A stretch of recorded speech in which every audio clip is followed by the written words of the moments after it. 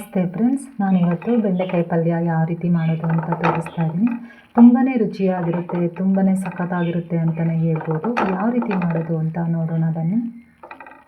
ಈ ರೀತಿ ಬೆಂಡೆಕಾಯಿ ಪಲ್ಯ ಮಾಡಿದ್ರೆ ಚಪಾತಿ, ಅನ್ನ, ಮುದ್ದೆಗೆ ಸಖತ್ತಾಗಿರುತ್ತೆ ಅಂತಲೇ ಹೇಳ್ಬೋದು. ನಾನು ಈ ರೀತಿ ಬೆಂಡೆಕಾಯಿನ ಕಟ್ ಮಾಡ್ಕೊಂಡಿದ್ದೀನಿ, ಈ ರೀತಿ ಡೈಮಂಡ್ ಶೇಪಲ್ಲಿ. ನಿಮಗೆ ಯಾವ ರೀತಿ ಬೇಕೋ ಆ ರೀತಿ ಕಟ್ ಮಾಡ್ಕೊಳ್ಳಿ. ಇನ್ನೂ ಸಣ್ಣದಾಗಿ ಕೂಡ ಕಟ್ ಮಾಡ್ಕೋಬೋದು. ನಾನು ಈ ರೀತಿ ಕಟ್ ಮಾಡ್ಕೊಂಡಿದ್ದೀನಿ. ಫಸ್ಟು ನಾವು ಬೆಂಡೆಕಾಯಿನ ಫ್ರೈ ಮಾಡ್ಕೊಬೇಕು. ಸ್ಟವ್ ಮೇಲೆ ಒಂದು ಬಾಣಲಿ ಇಟ್ಟಿದ್ದೀನಿ. 1-2 ಸ್ಪೂನ್ ಆಗುವಷ್ಟು ಎಣ್ಣೆ ಹಾಕ್ತಾಯಿದ್ದೀನಿ. ಎಣ್ಣೆ ಬಿಸಿ ಆದಮೇಲೆ ಕಟ್ ಮಾಡಿರೋಂತಹ ಬೆಂಡೆಕಾಯಿನ ಸೇರಿಸ್ತಾ ಇದ್ದೀನಿ. ಈ ರೀತಿ ಬೆಂಡೆಕಾಯಿನ ಫ್ರೈ ಮಾಡಿಕೊಂಡು ಪಲ್ಯ ಮಾಡಿದ್ರೆ ಲೋಳೆ ಥರ ಸಿಗಲ್ಲ. ಚೆನ್ನಾಗಿ ಬೆಂಡೆಕಾಯಿನ ಫ್ರೈ ಮಾಡ್ಕೊಳ್ಬೇಕು. ಒಗ್ಗರಣೆಗೆ ಸೇರಿಸಿ ಮಾಡ್ಕೊಳ್ಳೋದ್ರಿಂದ ಬೆಂಡೆಕಾಯಿ ಲೋಳೆ ಥರ ಇರುತ್ತೆ ಮತ್ತು ಬೆಂಡೆಕಾಯಿ ನೀಟಾಗಿ ಬೇಯೋದಿಲ್ಲ. ಅದಕ್ಕೆ ನಾವು ಫಸ್ಟು ಬೆಂಡೆಕಾಯಿನ ಈ ರೀತಿ ಫ್ರೈ ಮಾಡ್ಕೊಳ್ಬೇಕು. ಇವಾಗ ಇದಕ್ಕೇ ಒಂದು ಅರ್ಧ ಸ್ಪೂನ್ ಆಗುವಷ್ಟು ಅರಿಶಿನ, ಒಂದು ಸ್ವಲ್ಪ ಉಪ್ಪು ಸೇರಿಸ್ಬಿಟ್ಟು ಚೆನ್ನಾಗಿ ಫ್ರೈ ಮಾಡಿಕೊಂಡ್ರೆ ಲೋಳೆ ಅನ್ನೋದು ಸ್ವಲ್ಪ ಕಡಿಮೆ ಆಗುತ್ತೆ. ಇವಾಗ ಇದನ್ನು ಒಂದು 7-8 ನಿಮಿಷ ಆದರೂ ನಾವು ಲೋ ಫ್ಲೇಮ್ನಲ್ಲಿ ಸ್ಟವನ್ನು ಇಟ್ಬಿಟ್ಟು ಚೆನ್ನಾಗಿ ಫ್ರೈ ಮಾಡ್ಕೊಳ್ಬೇಕು.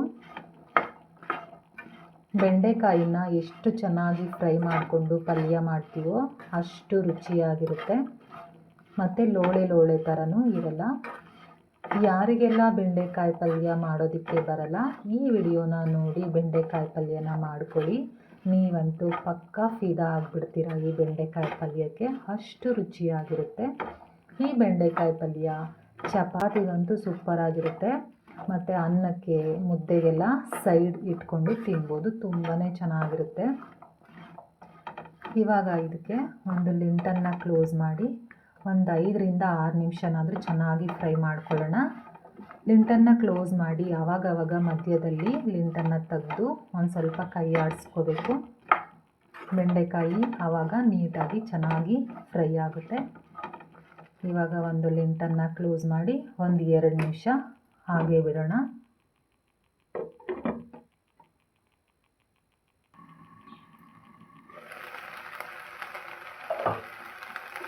ಇವಾಗ ನೋಡಿ ಒಂದು ಸ್ವಲ್ಪ ಕಡಿಮೆ ಆಗಿದೆ ಲೋಳೆ. ಇವಾಗ ಇದಕ್ಕೆ ಒಂದು ಸ್ವಲ್ಪ ನಿಂಬೆ ರಸ ಸೇರಿಸ್ತಾ ಇದ್ದೀನಿ.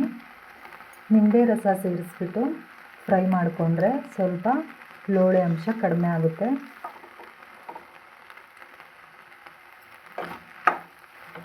ಈ ರೀತಿ ಚೆನ್ನಾಗಿ ಫ್ರೈ ಮಾಡ್ಕೊಳ್ಬೇಕು. ಬೆಂಡೆಕಾಯಿನ ಏನಿಲ್ಲ ಅಂದ್ರೂ ಸ್ವಲ್ಪ ಒಂದು 7-8 ನಿಮಿಷ, ಒಂದು 10 ನಿಮಿಷನಾದರೂ ಫ್ರೈ ಮಾಡ್ಕೊಳ್ಬೇಕು.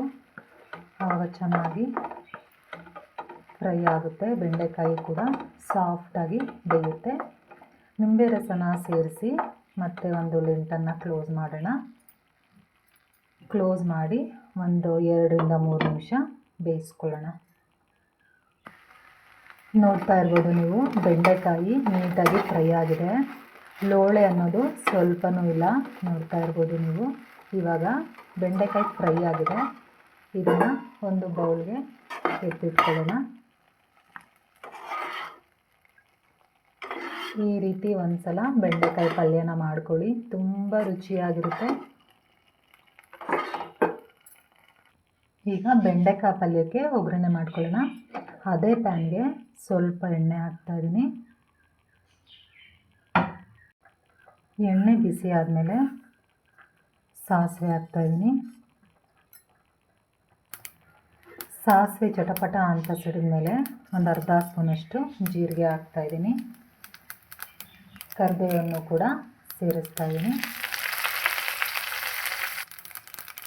ಒಂದು ಅರ್ಧ ಸ್ಪೂನಷ್ಟು ಉದ್ದಿನಬೇಳೆ, ಒಂದು ಅರ್ಧ ಸ್ಪೂನಷ್ಟು ಕಡಲೆಬೇಳೆ.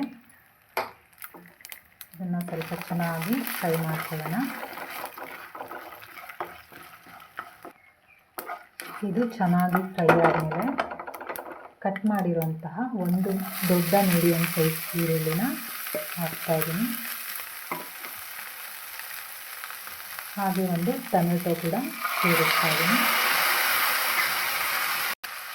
ನಾವು ಬೆಂಡೆಕಾಯಿನ ಫ್ರೈ ಮಾಡಬೇಕಾದ್ರೆ ಉಪ್ಪನ್ನು ಹಾಕಿದ್ವಿ, ಅದಕ್ಕೆ ಇವಾಗ ನೋಡಿಕೊಂಡು ಉಪ್ಪನ್ನು ರುಚಿಗೆ ತಕ್ಕಷ್ಟು ಹಾಕೋಬೇಕು. ಇವಾಗ ಸ್ವಲ್ಪ ಇದನ್ನೆಲ್ಲ ಚೆನ್ನಾಗಿ ಬೇಯಿಸ್ಕೊಳ್ಳೋಣ.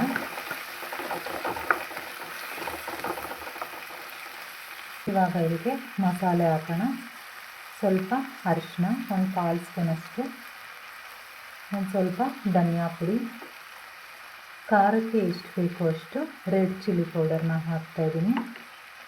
ಇವಾಗ ಇದನ್ನೆಲ್ಲ ಚೆನ್ನಾಗಿ ಮಿಕ್ಸ್ ಮಾಡಿಕೊಂಡು ಇದು ಸಾಫ್ಟ್ ಆಗೋವರೆಗೂ, ಅಂದರೆ ಟೊಮೆಟೊ ಮತ್ತು ಈರುಳ್ಳಿ ಚೆನ್ನಾಗಿ ಸಾಫ್ಟ್ ಆಗೋವರೆಗೂ ಬೇಯಿಸ್ಕೊಳ್ಳೋಣ. ಇದು ಸಾಫ್ಟಾಗಿ ಬೇಯೋದಕ್ಕೆ ಒಂದು ಲಿಂಟನ್ನು ಕ್ಲೋಸ್ ಮಾಡಿ 1 ರಿಂದ 2 ನಿಮಿಷ ಬೇಯಿಸ್ಕೊಳ್ಳೋಣ.